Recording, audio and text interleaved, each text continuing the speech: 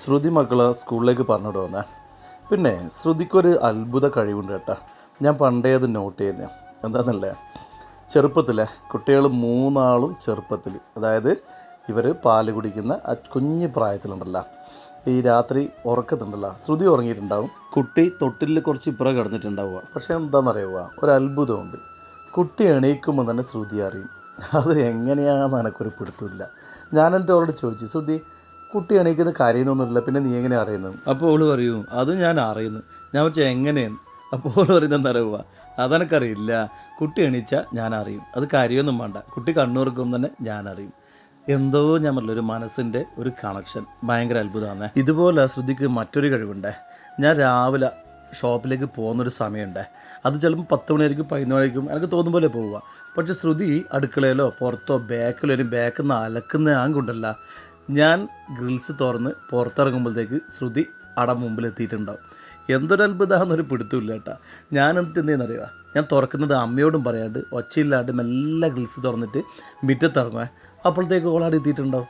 ഞാൻ എന്നിട്ട് ചോദിക്കൂ, നിനക്കെങ്ങനെ ശ്രുതി ഇങ്ങനെ ഞാൻ ഇറങ്ങുന്ന അറിയുന്നത്? അപ്പോൾ ഓള് പറയാം, അനക്കത് തോന്നിക്കും ബൈജോട്ടാന്ന്.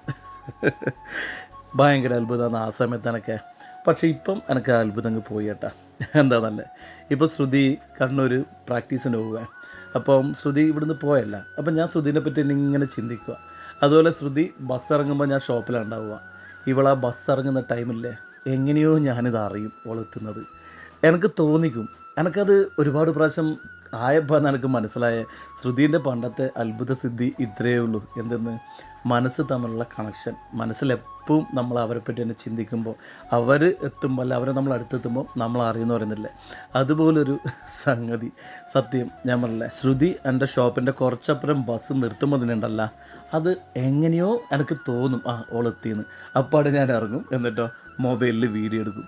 ഇതാ അങ്ങനെ എടുത്ത വീഡിയോ എന്നിട്ടാ ഈ വീഡിയോ. എന്തായാലും ഇതെനിക്കിപ്പം വലിയ അത്ഭുതമായിട്ടൊന്നും തോന്നുന്നില്ല. എന്താണെന്നറിയുക, നമ്മളേറ്റവും ഇഷ്ടപ്പെടുന്നവർ, നമ്മളേറ്റവും ആഗ്രഹിക്കുന്നവരുണ്ടല്ല, നമ്മൾ മനസ്സിൽ വിചാരിക്കുമ്പം അവർ അപ്പുറം അറിയും. ഇതുപോലുള്ള അനുഭവങ്ങൾ ഒരുപാട് ഉണ്ടായിട്ടുണ്ട്. ഞാൻ ആരെങ്കിലും പറ്റി മനസ്സിൽ വിചാരിക്കുമ്പോൾ ആ ടൈമായിരിക്കും അവർ നമ്മളെ ഇങ്ങോട്ടേക്ക് ഫോൺ ചെയ്യുന്നുണ്ടാവുക.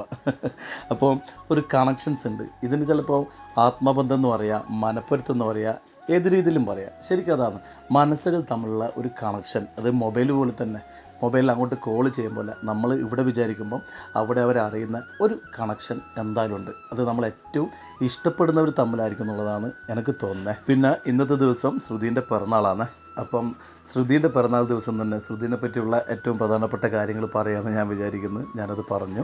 ശ്രുതിൻ്റെ പിറന്നാളിന് എന്തെങ്കിലും സമ്മാനം കൊടുക്കണമെന്നുണ്ടായിരുന്നു. പിന്നെ ഞാൻ ചിന്തിച്ചു, എന്താണെന്നറിയുക, അവൾക്ക് ഏറ്റവും ഇഷ്ടം എന്താണെന്നറിയുക, ഞാൻ അവൾക്ക് കൊടുക്കുന്ന സ്നേഹം, കരുതൽ, കാര്യങ്ങളൊക്കെയാണ് അവൾക്ക് ഏറ്റവും ഇഷ്ടം. ഓളെപ്പം പറയും, ബൈജോട്ടാ എനിക്ക് ഈ സ്നേഹം മാത്രം മതി, വേറൊന്നും വേണ്ടത്. എനിക്ക് തോന്നുന്നു അത് ഞാൻ കൊടുത്തുകൊണ്ടേയുണ്ട്. അതുകൊണ്ട് തന്നെ ഇതിലും വലിയൊരു ഗിഫ്റ്റ് എനിക്ക് വേറെ കൊടുക്കാനില്ല എന്നുള്ളതാണ് സത്യം. എന്തായാലും അവൾക്ക് വേണ്ടി എന്തെങ്കിലും ഒരു ചെറിയ ഗിഫ്റ്റ് വാങ്ങണമെന്നുണ്ട്. അത് എൻ്റെ സന്തോഷത്തിന് വേണ്ടി മാത്രം. ഓക്കെ, അതിൻ്റെ ഒന്നും ആവശ്യമില്ല. ശ്രുതിക്ക് വേണ്ടുന്നത് എൻ്റെ സ്നേഹം മാത്രമാണെന്നുള്ളത് എനിക്കറിയാം. അല്ലെങ്കിലും ഏത് ഭാര്യയ്ക്കും വേണ്ടുന്നത് ഭർത്താവിൻ്റെ സ്നേഹം മാത്രമാണ്. അതിലും വലുതൊന്നും നമ്മൾ കൊടുക്കാനില്ല എന്നാണ് എൻ്റെ അഭിപ്രായം. ശ്രുതിനെ ഭാര്യയെ കിട്ടിയത് എൻ്റെ ജീവിതത്തിലെ ഏറ്റവും വലിയ ഭാഗ്യമായിട്ട് ഞാൻ കാണുന്നത്.